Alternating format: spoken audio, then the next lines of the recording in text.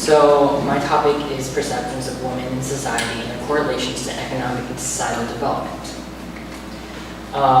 So my question specifically was, does the economic and societal developments of a country affect the advancements of women in society?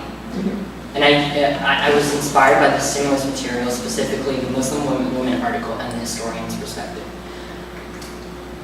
First, before we delve into the argument, I wanted to go into what is developed, and that's also on my IWA, but developed is considered by the United Nations, the supernatural organization, international organization of the world, is a country that has a gross national income per capita of more than $12,000, signifying a good economy.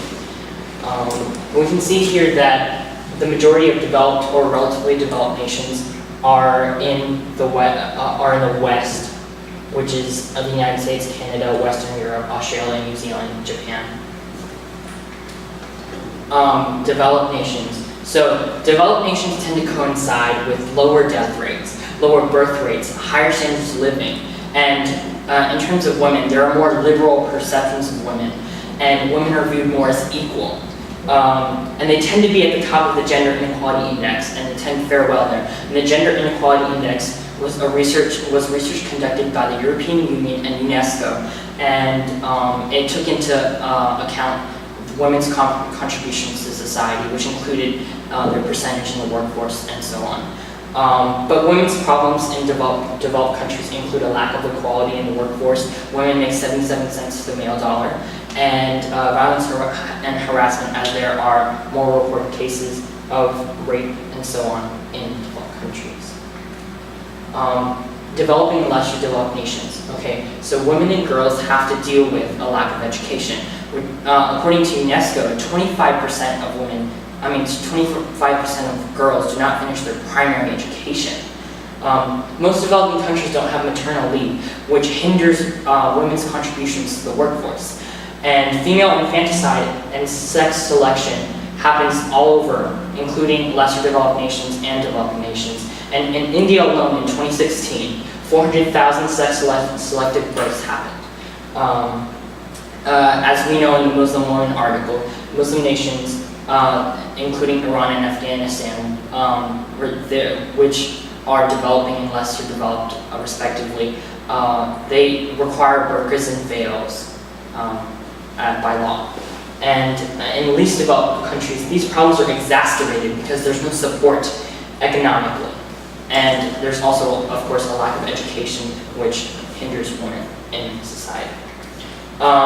So here are some maps that coincide with developing nations and developing nations, least developing nations, and their problems. With child marriage, we see that developed nations, as I mentioned before, the United States, Western Europe, Australia, New Zealand, Japan, they tend to have less than 5% of girls married under the age of 16. But throughout sub-Saharan Africa, Afghanistan, Nepal, and Southeast Asia, we see that they're at the bottom of the scale, where there's more than 10% of girls that undergo child marriage.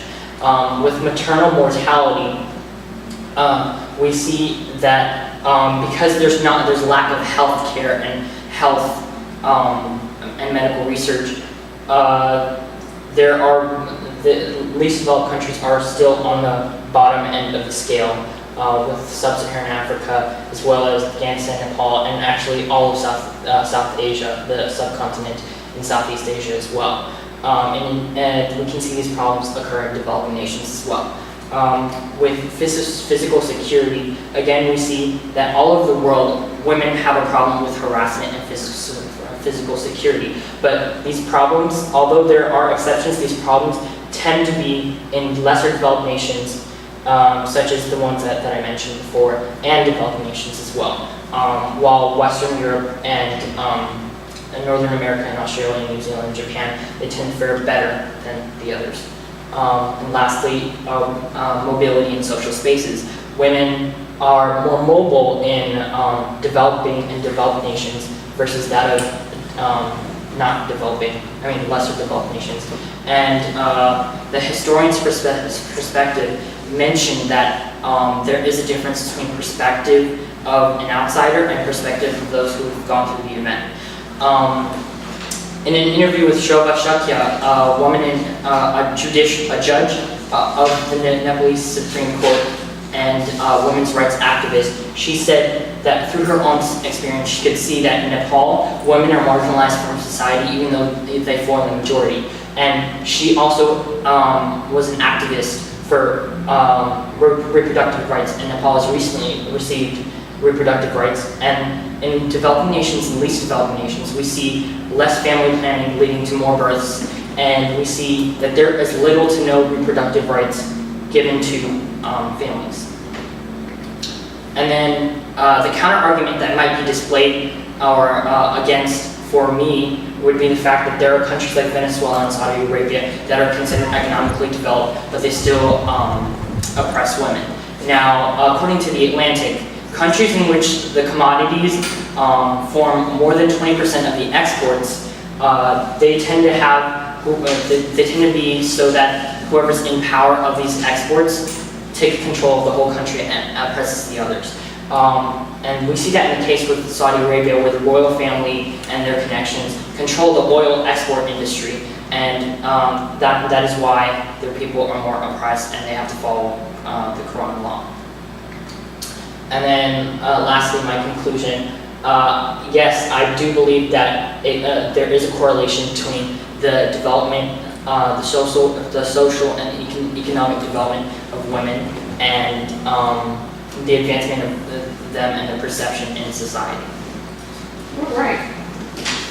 So, let me ask you a few questions.